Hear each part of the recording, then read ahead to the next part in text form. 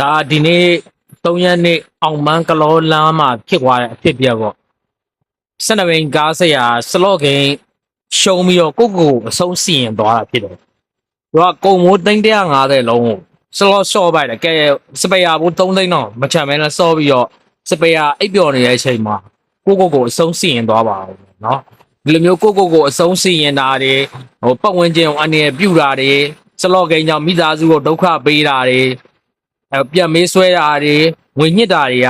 တရင်နေမှာအများအားတွေ့နေရတယ်ပေါ့နော်ဟိုကြတော့ဟို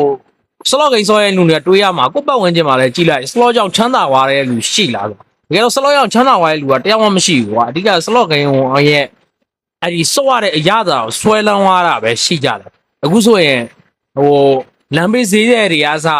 ဟင်းရောက်ကစုံနာရောင်းနေတယ်သူတို့ဖုန်းထဲမှာစလော့ဂိမ်းလေးဒီကစော့နေရတဲ့ကွာဒါဘိန်းနာမှတော့မြင်နေရစိုက်ကဆရာတွေကစကယ်ရီဆရာတွေကစဒါဟိုဘဝပြမဲ့လမ်းစာပဲစလော့ဂိမ်းကြောင့်ချမ်းသာသွားတဲ့ဆိုရဲလူကိုပတ်ဝန်းကျင်မှာရှာကြည့်လိုက်မရှိနောက်ပြီးတော့စာပါထိန်ချုံမှုမရှိဘူးဆိုတော့ခင်ဗျားတို့ဂျင်းကြီးတိတ်ထားတာဗျာဟိုဥပမာတစ်ခုပဲကြည့်ဒီအင်တာနက်တွေမှာခင်ဗျားတို့ဥပမာကိုကငါဖုန်းတစ်လေးလိုချင်တယ်ငါကင်မရာတစ်လေးလိုချင်တယ်လို့ခင်ဗျားတို့ကစကားအဖြစ်ပြောလိုက်ရင်တော့ Facebook တို့ TikTok တို့မှာခင်ဗျားတို့ဖုန်းနဲ့ပတ်သက်တာတွေအဲ့ကင်မရာနဲ့ပတ်သက်တာတွေကိုပြပေးတာဗျာဆိုတော့ခင်ဗျားတို့ဘာလုပ်နေလဲဆိုတော့ဒီ internet စနစ်ကြီးက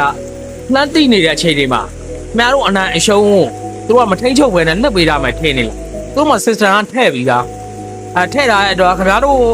ဟိုနိုင်လိုက်ရင်တော့အနိုင်တဲ့ကောင်ကဘယ်ကောင်နိုင်သွားပြီဆိုတာတန်းတိပေါ့အကောင်ဘလို့ပြန်ပြီးတော့အနိုင်လေးနဲ့ဘလို့မြားရမယ်ဘလို့စိတ်လှုပ်ရှားလုပ်ရမယ်ဆိုတဲ့ system တွေကသူတို့မှထည့်ပြီးသားဗျာခင်ဗျားခွေးဖြစ်ဖို့အချိန်က